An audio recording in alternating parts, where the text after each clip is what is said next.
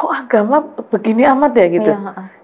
Dijadikan alasan untuk membenci, dijadikan alasan untuk menyerang, dijadikan alasan untuk sesuatu yang buat dia itu enggak banget gitu.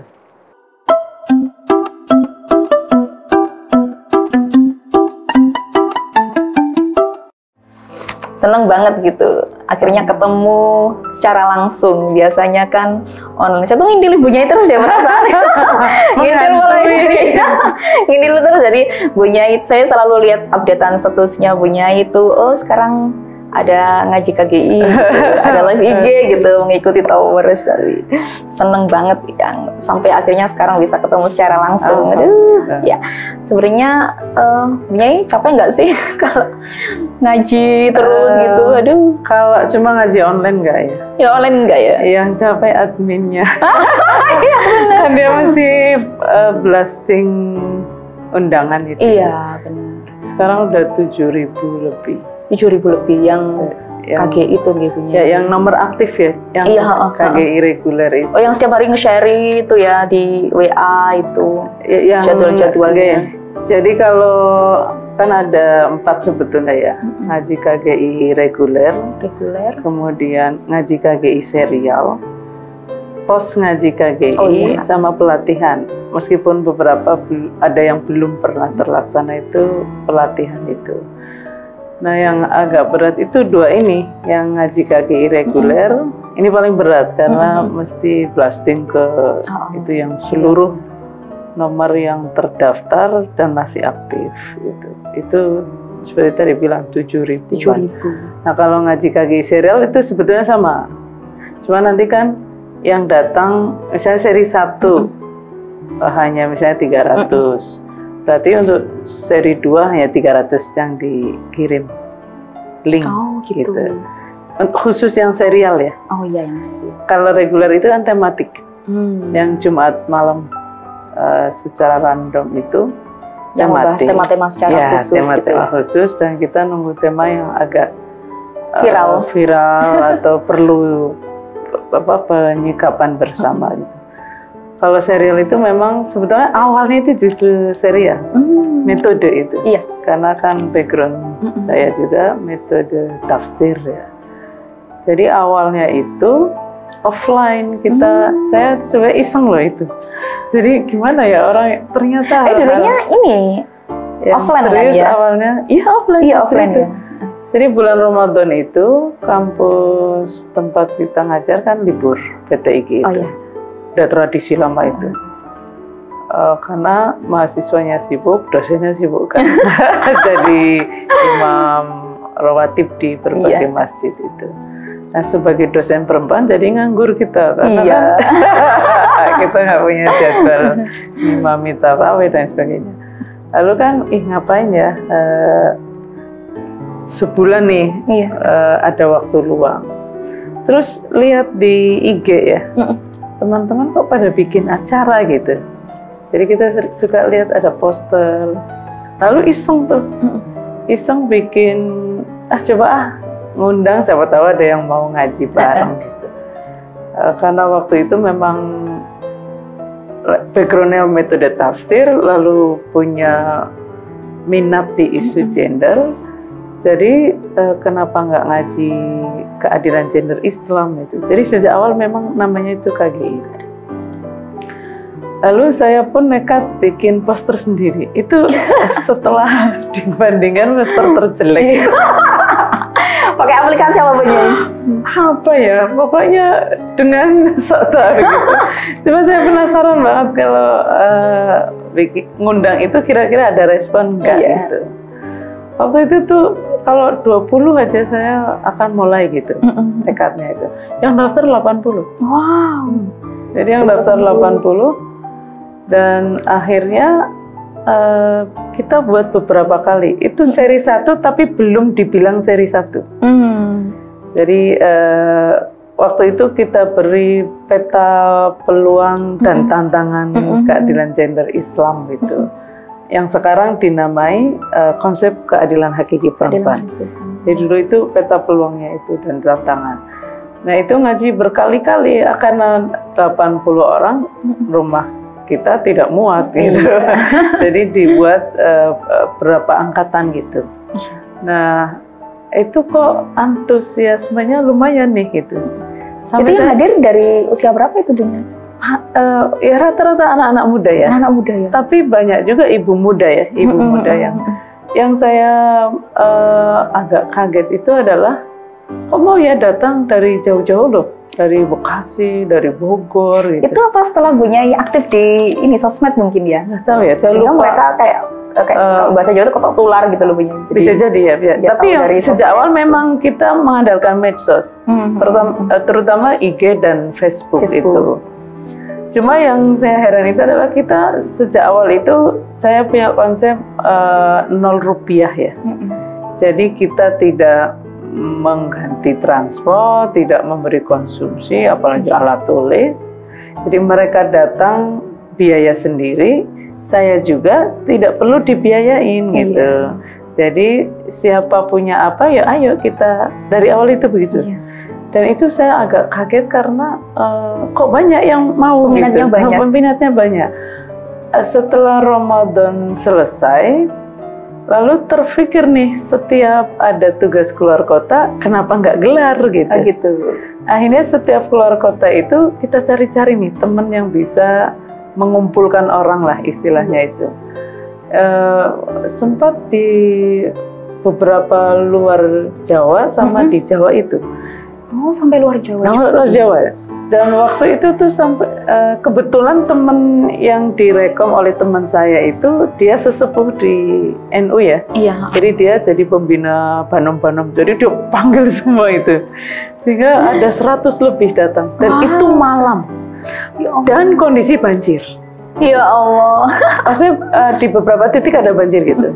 Jadi saya sampai ya Allah kok ada apa ya gitu. Jadi saya tuh mikir kok setiap saya buka itu banyak sekali peminat yang datang itu.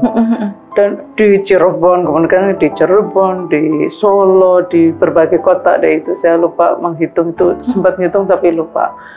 Yang agak juga heran itu adalah waktu mudik. Jadi waktu mudik itu saya sempat iseng nih, bikin di Pemalang itu ya. Kan selama ini di rumah yang di Pamulang, sekarang di Pemalang. Nah di Pemalang itu hari Minggu terakhir libur Idul Fitri itu. Yang besok orang itu ya mulai kuliah, ya mulai kerja gitu. Dan itu banyak yang datang. Datangnya pun dari Pekalongan, dari Brebes, dari Tegal, dari Cilacap gitu. Sampai yang Masya Allah ini orang kok merluin banget gitu ya untuk datang ngaji itu. Kira-kira kenapa ya Bu? Kok bisa akhirnya saya berpikir mungkin ya itu menunjukkan bahwa ada kebutuhan tapi forumnya minim untuk dijangkau. Karena saya juga waktu mau buka ngaji itu dan melanjutkannya itu ada sedikit obsesi ya untuk membuka akses bagi siapapun yang atas keinginan sendiri itu belajar KGI itu, keadilan gender Islam ini. Karena selama ini kan KGI itu dibahas kalau nggak di kampus berarti kan harus jadi mahasiswa kan, atau di seminar berarti harus jadi undangan. Kadang yang datang pun bukan karena inisiatif sendiri, karena mewakili lembaganya gitu. Jadi dengan membuka forum itu kayak kebuka keran yang selama ini tertutup itu, dugaan saya. Nah juga mungkin tadi itu ketok tular. Iya, ketok Jadi tular. Mereka yang ikut ngaji itu merasa dapat manfaat, kemudian ingin orang lain juga ikut dapat manfaat. Yang sama. Kadang itu bukan hanya dia, tapi dia ingin komunitasnya juga tahu gitu. Dia harus tahu. Ya, akhirnya seperti itu. Dan setelah lama ya, setelah cukup lama, baru terpikir ini kayaknya bisa dilanjutkan deh. Tidak hanya itu, setelah berkali-kali yang peluang dan tantangan itu. Yang kemudian kita di kemudian hari disebut seri 1 itu. Lalu terpikir nih, terutama banyak juga mahasiswi tafsir hadis. Gitu. Kayaknya ini bisa dilanjutkan dengan akhirnya kan seri 2 nih, relasi gender dalam bahasa Arab dan tafsir. Tapi ternyata juga yang bukan background tafsir hadis pun merasakan dapat sesuatu gitu dari saya. Mbak Uso kan backgroundnya pesantren, mungkin agak cepat nyambung gitu karena ada. Nah ini yang tidak sama sekali. Jadi jamaah atau peserta KGI itu kan beragam sekali. Kalau mau di range gitu ya, itu dari yang aktivis garis keras, aktivis yang melotot gender, itu bukan hanya melek gender, tapi melotot gender. Melotot gender. Kalau melek kan cuma melek gitu ya. Kalau melotot itu udah marah kalau ada yang nggak beres gitu. Nah itu yang mungkin nggak punya background studi Islam sama sekali. Mulai dari itu sampai santri ya, mungkin punya juga yang benar-benar di pesantren gitu. Dan belum tersentuh isu gender gitu. Belum yang kenalan. Biasanya mereka marah juga. Ya mungkin marah. Kemasukan isu-isu gender. Betul. Nah itu yang menarik. Jadi kenapa ini dua kelompok ini kok bisa betah untuk ngaji KGI gitu? Berarti memang ada sesuatu yang didapatkan oleh yang masyarakat pesantren, dan ada juga yang aktivis gitu. Itu kayak jadi jembatan untuk mengenali isu gender di satu sisi dan isu keislaman. Karena ya ketika bahas relasi gender dalam bahasa Arab dengan tafsir itu juga, yang bukan background pesantren pun paling tidak itu dapat petanya itu. Dapat peta bahwa problem itu bukan di dalam Al-Quran misalnya kan, saya sering menekankan itu, tapi pada cara kita merespon Al-Quran itu sendiri. Dan di seri yang ketiga itu, Islam dan Spirit Pemanusiaan Penuh Perempuan, dapat cara kan kita kasih alternatif bagaimana memahami Al-Quran, termasuk ayat-ayat yang sangat potensial untuk dijadikan atau difahami dengan cara bias gender itu, lalu diberi alternatif bagaimana cara memahaminya. Jadi itu kalau totalnya kan jadi 9 jam. 3 seri itu. Nah 3 jam itu, 9 jam itu syaratnya kan kita dari awal ya, gratis, tapi harus serius gitu. Berarti modalnya adalah modal serius aja belajar gitu. Yang ikut seri 2 harus ikut seri 1, ikut seri 3 harus ikut seri 2. 1 dan 2 otomatisnya jadinya. Karena itu kalau bisa sampai seri 3 berarti itu sudah 9 jam itu. Udah lulus S3. Lulus S3 KGI. Saya ini sudah lulus S3 ini. Nah itu tuh buat saya juga kadang terkagum-kagum ya. Kalau ngomong kan nggak ngantuk. Iya benar. Kalau dengerin itu 3 jam luar biasa loh. Itu mereka nggak ngantuk loh punya. Nah itu dia, ada mungkin banyak yang ngantuk juga. Kita kan nggak bisa ngecek ya karena online. Tapi dari respon yang ada itu, ya paling tidak mereka menangkap beberapa hal penting lah dari ngaji itu. Yang terakhir itu kemarin justru ada yang Ramadan kemarin kan buka sekali itu ngaji KGI. Nah saya agak terperanjat karena ada peserta laki-laki justru, yang dia kan kita biasa kasih kesempatan untuk merespon ya. Nah peserta laki-laki ini dengan suara terbata-bata, dia itu kelihatan, maaf saya emosional gitu. Jadi dia itu mau nangis karena dia pernah mengalami tahap benci pada Islam. Dia merasa kok agama begini amat ya gitu. Dijadikan alasan untuk membenci, dijadikan alasan untuk menyerang, dijadikan alasan untuk sesuatu yang buat dia itu enggak banget gitu. Nah dia merasa dapat cara untuk memahami Islam yang membuat dia kembali mencintai Islam itu. Masya Allah, kalau perempuan mungkin ya banyak yang begitu ya. Tapi ini sampai laki-laki itu yang merasakan itu kan berarti ketidakadilan gender pada perempuan itu juga menjadi problem bagi laki-laki yang dia jujur dengan dirinya ya. Nah, sebenarnya pernah ada juga yang laki-laki waktu offline itu di Cirebon, saya ingat banget itu. Saya kan waktu itu cerita ya bagaimana di kelas itu. Saya sih, misalnya kalau mau diskusi tentang ayat itu mulai dari realitas. Misalnya saya tanya apa yang mahasiswa saya laki-laki kan kalau di PTIG. Waktu itu memang kebetulan laki-laki. Sekarang ada perempuannya PTIG. Saya tanya, kalau ibu kalian sakit keras, lalu ayah kalian nikah lagi, apa yang mau kalian lakukan sebagai anak? Diem semua. Jadi awalnya kan tahu bahwa temanya mau poligami itu rame, kayak namanya anak laki-laki ya, jadi kayak yang tema itu tema yang biasa dipakai untuk candaan ya.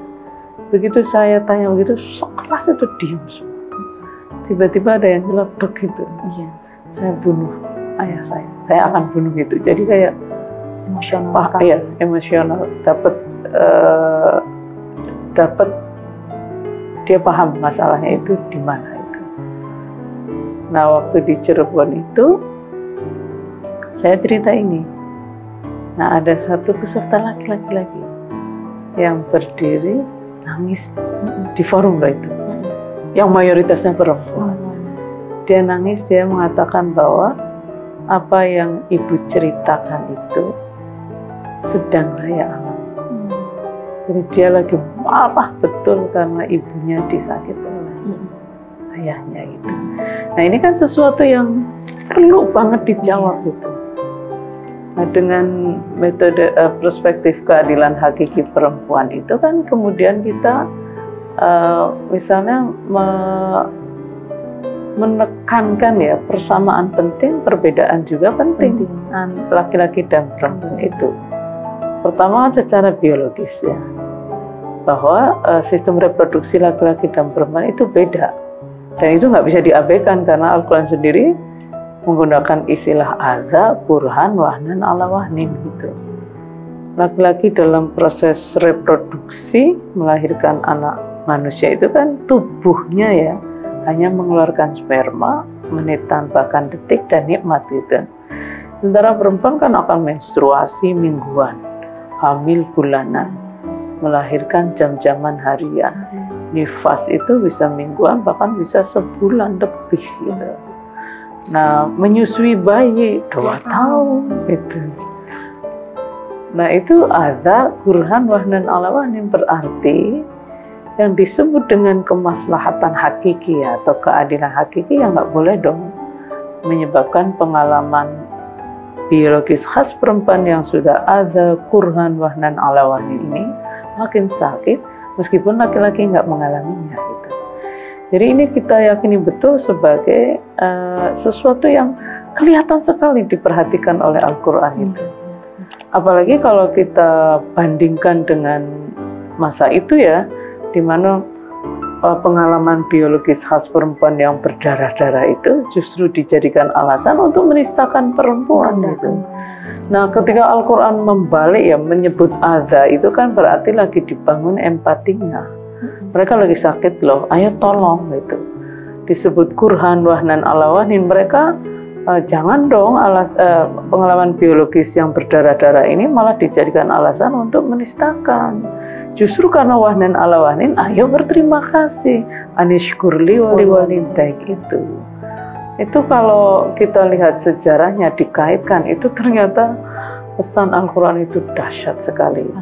Termasuk pengalaman kerentanan perempuan secara sosial itu kan, di mana perempuan itu berabad-abad lamanya tidak dianggap manusia.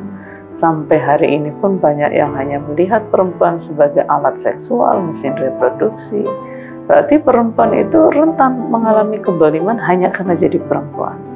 Misalnya dalam bentuk stigmatisasi, marginalisasi, subordinasi, kekerasan, dan double burden itu hanya karena jadi perempuan.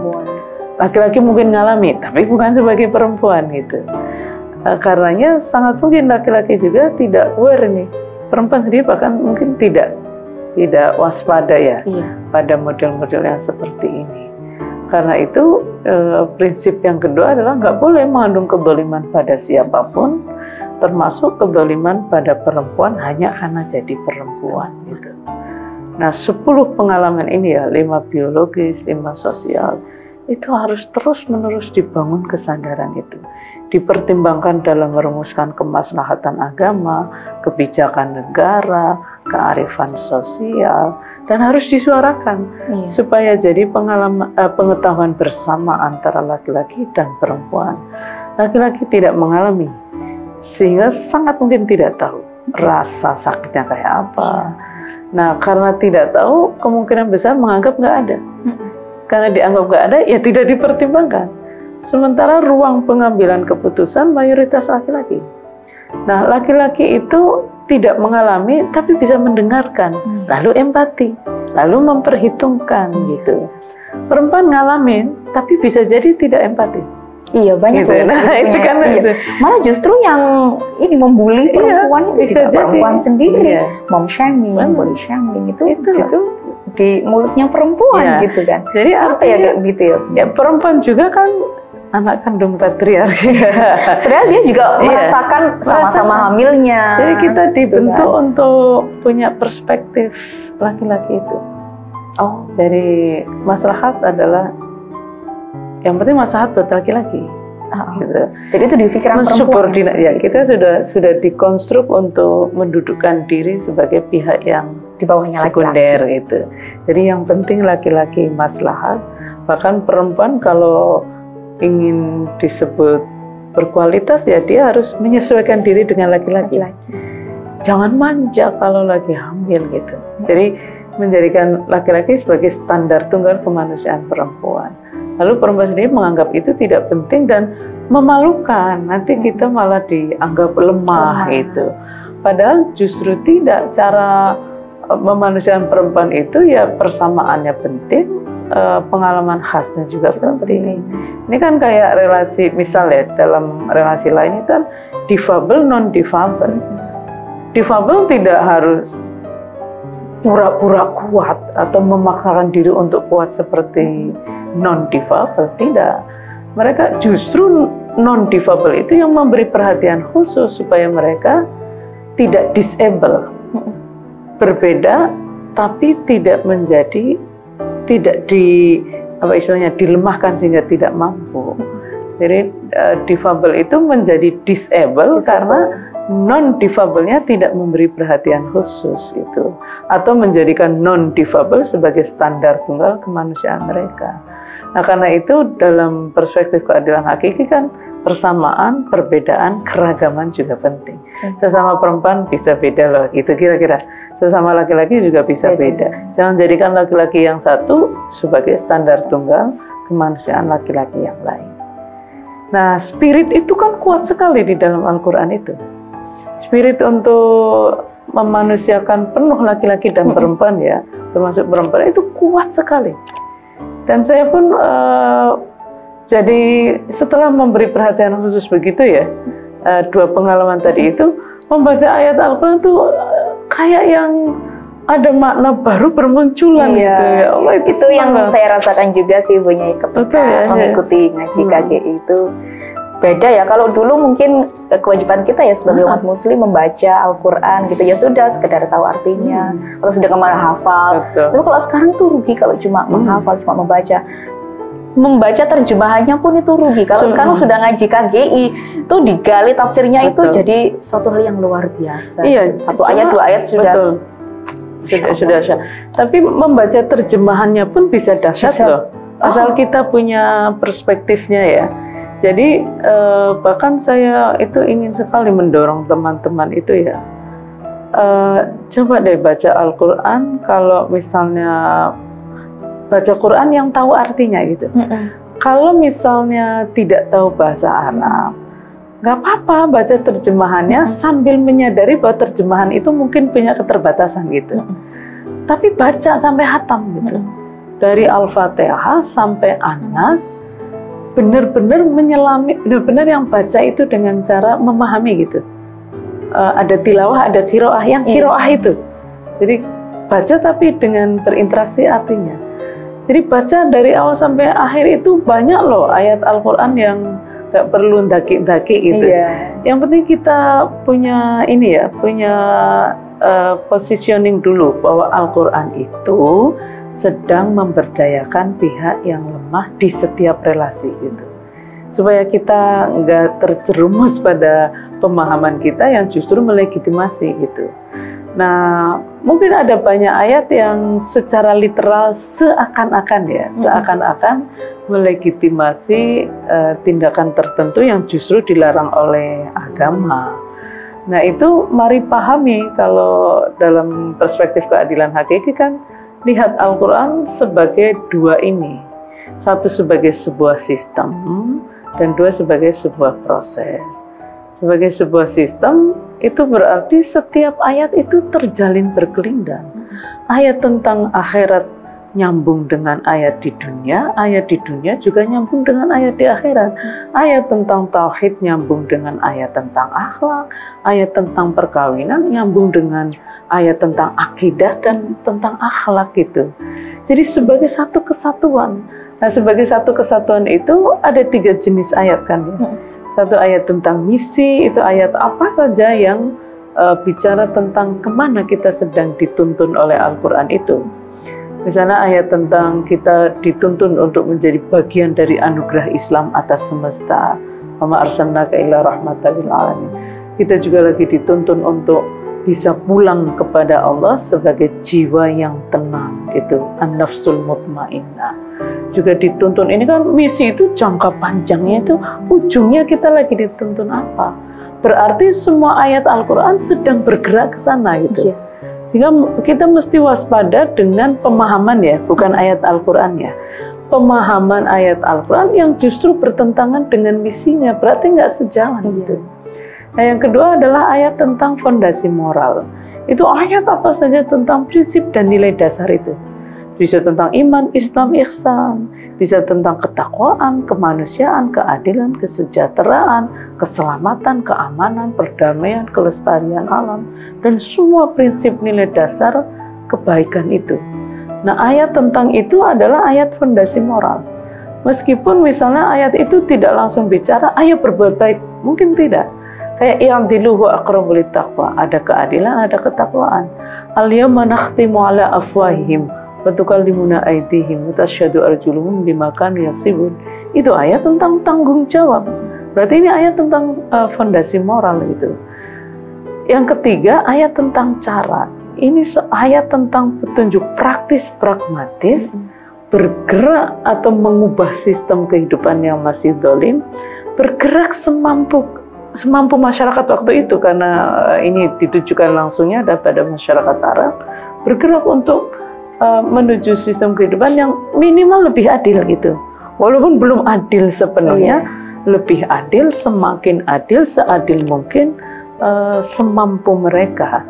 Karena ya ayat tentang cara itu ya, misalnya ayat tentang perbudakan, kan nggak sampai yang mengharamkan, tapi bergerak bahwa budak itu sebisa mungkin diberi kesempatan untuk merdeka. Kalau misalnya secara personal itu susah diminta untuk memerdekakan, bikin aturan yang semua pelanggaran itu sanksinya adalah memerdekakan budak itu. Contohnya kan banyak sekali. Jadi bergerak itu walaupun tidak sampai melarang perbudakan, itu sudah bergerak jauh sekali dibandingkan dengan sebelumnya yang budak itu susah sekali untuk merdeka itu. Nah, yang juga ayat tentang peperangan misalnya ya, itu ayat petunjuk praktis ketika perang nggak bisa dihindari. Perbudakan juga petunjuk praktis bagaimana ketika sistem perbudakan itu nggak mungkin, masyarakat belum siap untuk dihapuskan gitu. Nah, ayat tentang perang, lalu ayat tentang perkawinan. Nah, perkawinan itu banyak sekali petunjuk praktis, pragmatis untuk menggerakkan sebuah sistem. Tentang perempuan itu banyak sekali nih di sini, agar lebih dimanusiakan, lebih dihormati dan seterusnya. Nah, karena ayat tentang misi dan fondasi moral kan, jadi begini, ada satu keyakinan juga yang mesti kita sadari ya. Al-Quran itu turun untuk seluruh manusia, tapi lewat masyarakat Arab gitu. Untuk seluruh bumi tapi melalui Jazirah Arabia. Untuk seluruh masa tapi melalui 23 tahun masa pewahyuan. Jadi ada pesan universal, ada pesan kontekstual atau pesan yang bersifat lokal karena mempertimbangkan situasi waktu itu. Sehingga ayat tentang misi dan fondasi moral ini bersifat universal. Dia harus dipegang erat-erat kapan saja, di mana saja. Kapan saja memahami Islam harus menuju misinya. Kapan saja memahami Islam harus sejalan dengan prinsip dan nilai dasarnya, kira-kira begitu. Sementara karena itu ayat misi dan fondasi moral berlaku prinsip al-ibratu bi umumil lafzi itu. Secara literal itu harus dipegang erat-erat. Sementara ayat tentang cara, karena dia merespon peristiwa waktu itu, situasi waktu itu, dia sangat terikat gitu, sangat terhubung dengan situasi waktu itu. Sehingga prinsip yang digunakan mestinya al-ibratu bi khususis sabab. Ayat tentang prinsip maupun fondasi moral dan cara juga solihun likuli zaman wa makan gitu. Cuma bedanya pada cara itu solihun likuli zaman wa makan kalau situasinya masih serupa, gitu. Kapan saja, kapan saja, di mana saja perang, berlakukan ayat perang. Gitu. Tapi kalau sedang tidak perang, ya jangan dong. Jangan gitu. Karena prinsip dasarnya justru perdamaian. Gitu. Nah nanti di perkawinan juga begitu, prinsip dasarnya kan sakinah, mawaddah, warahmah. Lalu ada zawaj kan, suami istri itu berpasangan. Mitsaqan ghalidhon, janji kokoh yang nggak boleh dipermain karena ini janji kokoh antara suami istri dengan Tuhan. Mu'asyarah bil ma'ruf, musyawarah, tarodin, saling ridho. Nah ini kan prinsip dan nilai dasar. Artinya kalau memahami ayat perkawinan, jangan lepas dari sakinah mawaddah warahmah dan jangan juga lepas dari prinsip dan nilai dasar ini. Karena itu nanti kita beranjak nih pada memahami Al-Quran Islam sebagai sebuah proses. Nah kita menyadari bahwa Al-Quran turun di sebuah masyarakat yang masih melihat perempuan sebagai benda kan, sebagai objek karenanya. Sementara cita-citanya itu laki-laki dan perempuan sama-sama dimanusiakan secara utuh, bukan hanya makhluk fisik tapi juga intelektual dan spiritual, sehingga didudukkan sebagai subjek penuh, bukan subjek sekunder apalagi objek gitu. Dua-duanya punya status melekat sebagai hanya hamba Allah dan punya amanah melekat sebagai khalifah fil ardh yang tugasnya mewujudkan kemaslahatan seluas-luasnya di muka bumi. Nah, bayangkan dari benda dan objek, lalu cita-citanya manusia seutuhnya, subjek sepenuhnya. Nah, Al-Quran merekam proses panjang ini. Sehingga ada ayat-ayat yang merefleksikan cara pandang masyarakat Arab, situasi masyarakat waktu itu yang mesti melihat perempuan sebagai benda atau objek. Ini yang disebut dengan ayat titik berangkat. Itu. Berarti karena titik berangkat ini mau diubah selama 23 tahun masa pewahyuan. Misalnya kan ayat tentang bidadari surga. Bagaimana cara menggambarkan bidadari surga itu kan kelihatan sekali perempuan didudukkan sebagai objek. Itu. Tapi jangan lupa ini ayat titik berangkat. Ada ayat target antara. Ayat target antara itu perempuan sudah dimanusiakan, tapi belum sepenuhnya. Sehingga perempuan itu manusia, tapi nilainya sepersekian dari laki-laki. Nah, maka mana saja ayat yang mendudukan perempuan itu sepersekian dari laki-laki, itu ayat target antara itu. Misalnya poligami, bagian waris mungkin yang separuh ya anak dan istri. Lalu nilai kesaksian perempuan dalam hutang piutang itu kan separuh. Nah ini ayat adalah target antara. Pada masa itu sudah dahsyat juga gitu. Sudah dahsyat karena misalnya poligami itu titik berangkatnya adalah tak terbatas kan, dan tanpa syarat adil. Ini dibatasi maksimal 4 dengan syarat adil dan diingatkan adil itu sulit gitu. Nah satu lagi adalah ayat tujuan final. ini ayat yang mencerminkan cita-cita tertinggi itu, menjadi anugerah bagi semesta termasuk bagi perempuan. Kalau Rasulullah bersabda ya, innama bu'istu liutammima makarimal akhlak, menyempurnakan akhlak mulia termasuk akhlak pada perempuan itu. Nah, ini ayat-ayat tujuan final itu ayat-ayat yang mencerminkan ayat dan hadis tadi itu. Dan juga mencerminkan tadi itu yang an-nafsul mutmainnah. Itu ayatnya di sini. Jadi berlaku bagi laki-laki dan perempuan secara sekaligus dan mendudukkan keduanya sebagai manusia utuh dan subjek penuh. Contohnya justru banyak sekali yang tujuan final ini. Seluruh ayat tentang misi, seluruh ayat tentang fondasi moral, itu ayat tujuan final. Nah, ada ayat tentang cara yang mendekati, lebih dekat kepada tujuan final. Misalnya ayat tentang pesan monogami itu. Monogami yang setelah adil. Iya, setelah 4 lalu bergerak.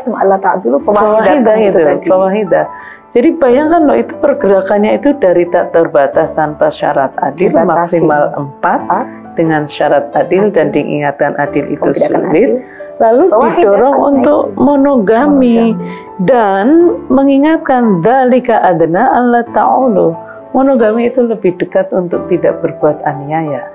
Berarti monogami yang adil ya, tentu saja itu yang dicita-citakan. Dari monogami itu lebih mungkin gitu, lebih mungkin untuk mendudukkan suami istri sebagai manusia utuh dan subjek penuh. Jadi kansnya itu lebih besar, adna alla ta'ulu itu. Bagaimana dengan poligami? Di poligami agak sulit untuk mendudukkan dua-duanya sebagai subjek penuh karena sudah 1:2, 3 atau 4 gitu. Nah, jadi ada proses yang luar biasa sekali gitu, termasuk dalam waris itu. Kan awalnya perempuan itu diwariskan, lalu dilarang untuk diwariskan, lalu dijamin langsung 50% loh itu. Kuota parlemen aja, kuota perempuan di parlemen aja di abad 21 masih 30%. Ini langsung 50%, bahkan ada contoh yang sama persis kan. Wali abawahi likulli wahidin minhum as-sudusu mimma taraka in kana lahu walad itu. Dan tidak berhenti di situ loh. Tapi lalu menjamin perempuan itu bisa menjadi pihak yang memberi warisan. Dari diwariskan menjadi pihak yang bisa mewariskan. Apa enggak dahsyat itu dalam 23 tahun? Maka bagi saya ya, Al-Quran itu sempurna. Ketika Al-Quran itu misalnya kok tidak sampai mengharamkan perbudakan, bagi saya sudah sempurna karena poligami ya, atau mengharamkan semua yang kita yakini itu menyakiti salah satu pihak ya.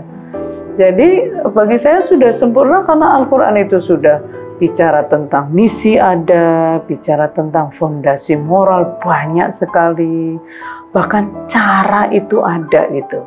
Lalu cara berproses, ada yang langsung ke tujuan final, ada yang mungkin baru target antara, bahkan mungkin ada yang baru sampai sini. Tetapi bahwa ada contoh konkret itu kan luar biasa sekali.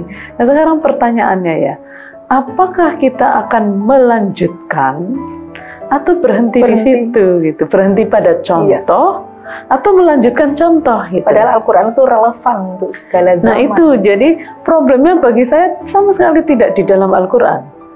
Al-Quran sudah, ya cara menafsirkan, kayak cara pandang tadi.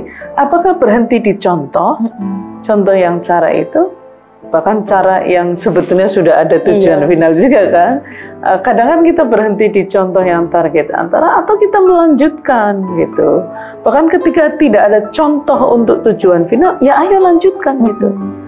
Sehingga misalnya begini ya, sistem sosial seperti hari ini yang tidak ada sistem perbudakan, itu bertentangan dengan Al-Quran atau justru melanjutkan Al-Quran gitu.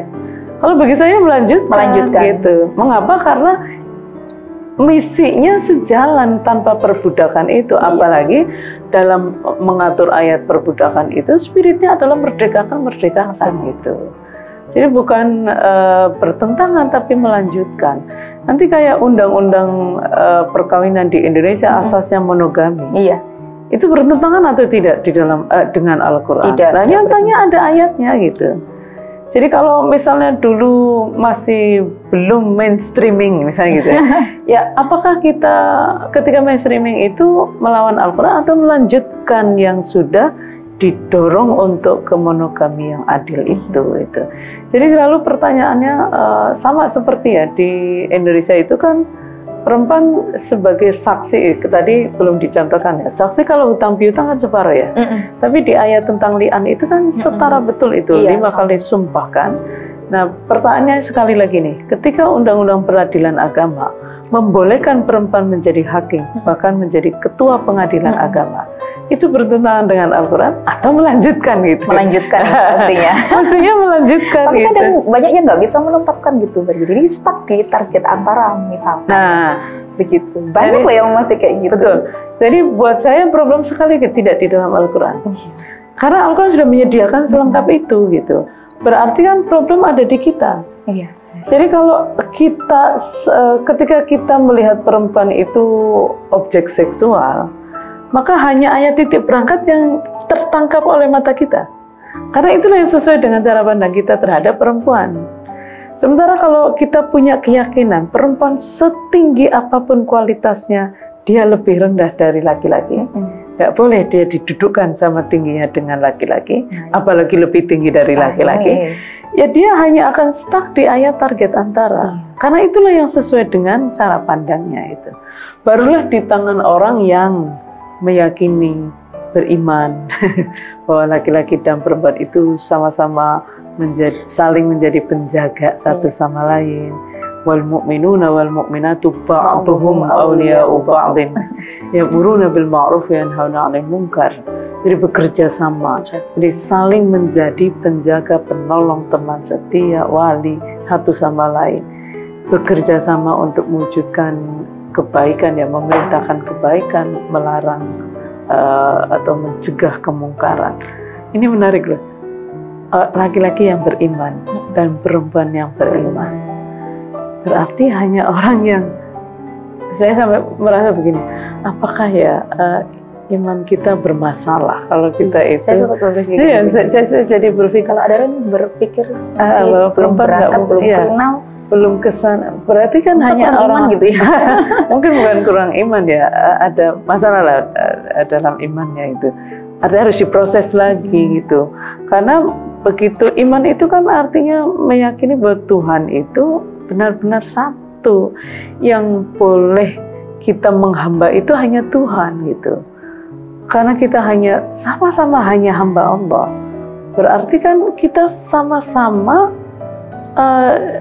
menjadi apa ya? Tidak ada satupun yang lebih tinggi atau lebih rendah gitu. Jadi kita sama-sama rendah, lebih rendah hanya di hadapan Allah. Kita hanya rendah di hadapan Allah. Dan di hadapan makhluknya kita sama-sama primer karena menjadi khalifah fil ardh itu. Khalifah fil ardh pun mandatnya mewujudkan kemaslahatan, bukan mengeksploitasi makhluk lain, bukan, tapi mewujudkan kemaslahatan itu. Jadi hanya di tangan orang ya yang yakin bahwa laki-laki dan perempuan itu manusia seutuhnya dan subjek sepenuhnya. Tidak ada satupun yang hanya dilihat sebagai makhluk fisik, apalagi hanya alat seksual, mesin reproduksi. Laki-laki juga tidak hanya dilihat sebagai mesin uang. Laki-laki dan perempuan adalah makhluk spiritual karena punya hati nurani, intelektual karena punya akal. Dua-duanya makhluk yang berakal budi. Jadi kita melihat diri kita sebagai makhluk yang berakal budi, lihat orang lain juga sebagai makhluk yang berakal budi gitu. Nah, kalau sudah begitu kita mampu mendudukkan siapapun kita dan orang lain sama-sama sebagai subjek.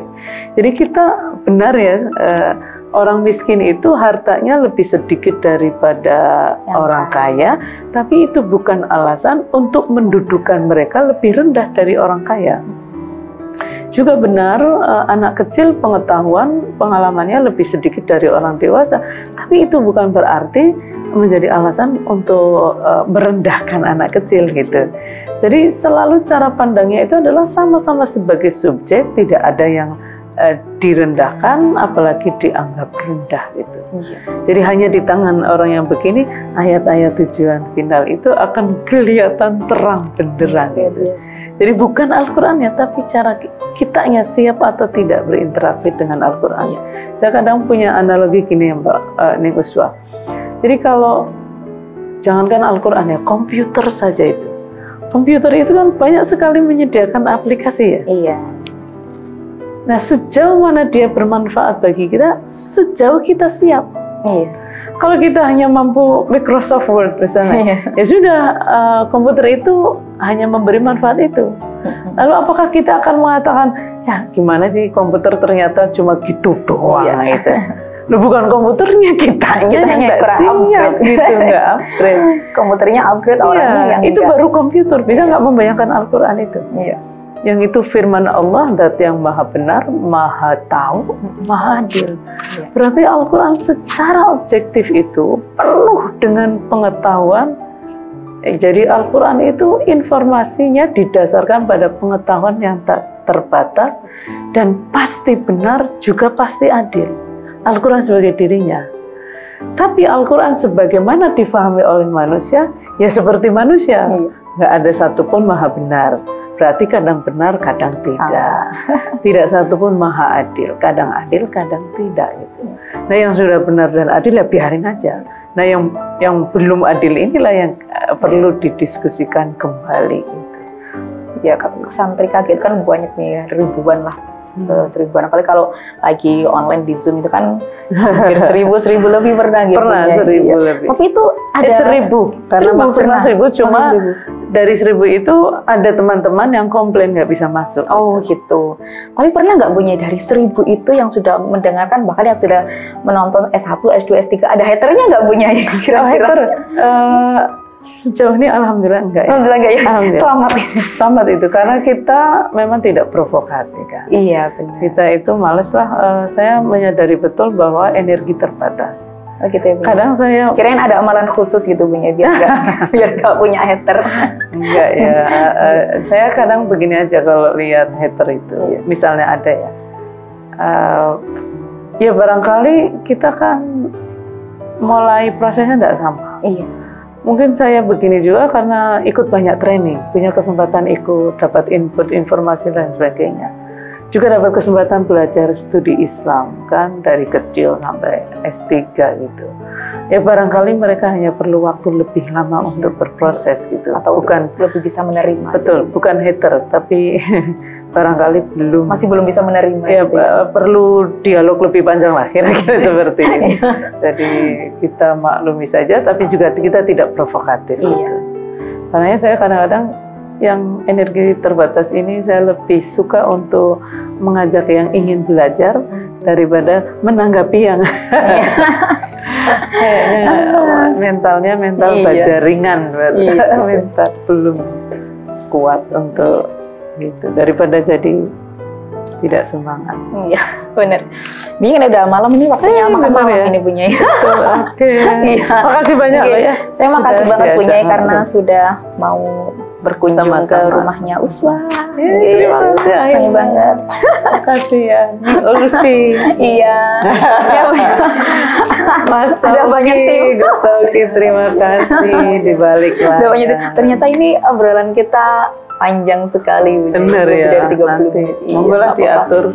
Saya senang banget kok, tapi mudah-mudahan bermanfaat, insya Allah. Insya Allah pasti bermanfaat punya. Makasih juga nih Mas Sinten ini. Mas Afin, Mas Afin. Makasih juga semuanya.